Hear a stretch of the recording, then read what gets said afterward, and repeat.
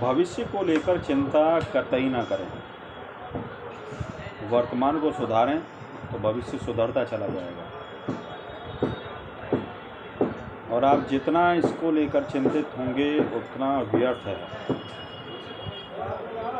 ठीक है, एम निर्धारित कीजिए आपको करना क्या है, और कदम अभी उठाना पड़ेगा, आज नहीं अभी। अपने वर्तमान को सुधारते चलिए, भविष्य सुधरता चला जाएगा। ये मत पूछिए किसी से जा कर के हाँ होगा क्या, मेरी कुंडली देख दो, है ना, मेरे मस्तक की रेखाएं पढ़ लो, मेरी हस्तरेखाएं देख लो।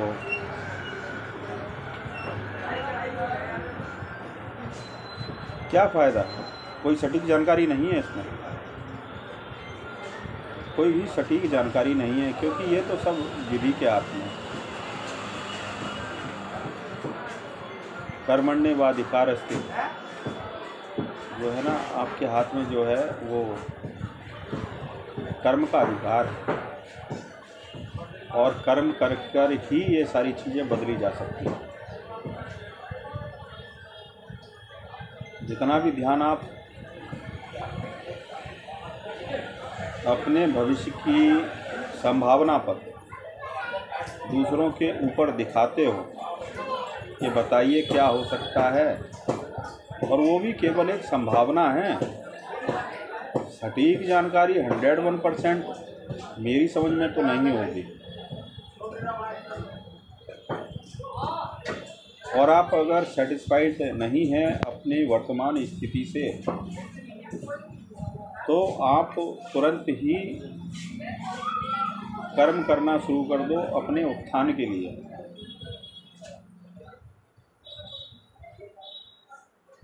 अगर आपको नहीं समझ में आ रहा है तो प्रभु की स्थिति कीजिए, मनन कीजिए, रास्ता वो दिखा देंगे,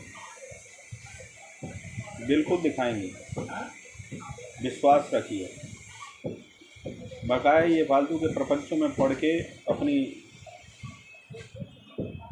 मनोदशा को और ज़्यादा विचलित ना होने दें, क्योंकि भविष्य के बारे में तो शायद वो परम पिता परमेश्वर ही जानता है। बकाया तो सबके पास अनुमान है, और आप उन अनुमानों को पकड़े चलते रहोगे, क्या फ़ायदा। जो वर्तमान है वो भी बीत रहा है। भाई प्रभु श्री रामचंद्र जी का जिस समय राज अभिषेक होना था, है ना, देखो विधि का विधान, और उन्हें उससे पहले 14 वर्ष का वनवास हो गया, है ना।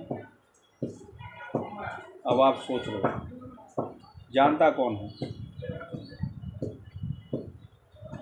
जानता कौन है, सोचो।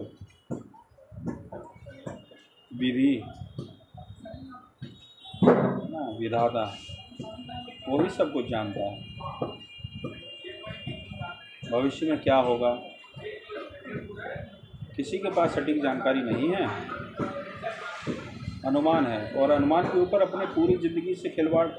इतना लंबा इंतज़ार,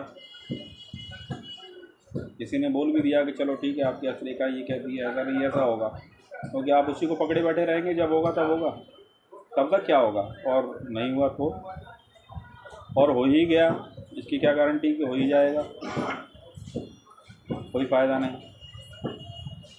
तो बंधु, उठ जाग मुसाफिर भोर भई, अब रहन कहाँ जो सोवत है। जो सोवत है सो खोवत है, जो जागत है सो पावत है। अब भोर हो गई, अब किसी को कोसने से अच्छा है तो खड़े हो जाओ, कर्म करो। जब आप इतना सोचने ही लगे हो, इतनी तीक्ष्ण आपकी समझ हो ही चुकी है कि अब ये स्थिति से हम ऊपर उठने की हमें आवश्यकता है, ये हमारे लिए सफिशेंट नहीं, हमें इससे भी बेहतर चाहिए। समझ रहे हो ना, इससे भी बहुत अच्छी स्थिति चाहिए, ये हमारे लिए अब सूट नहीं करती। हे प्रभु मेरी स्थिति को सुधार दो। तो ये जो बीज आपके अंदर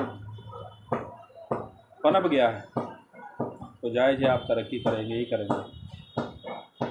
तो अपने वर्तमान को सुधारना शुरू कर दो, भविष्य अपने आप सुधरता चला जाएगा। विश्वास करके देखिए।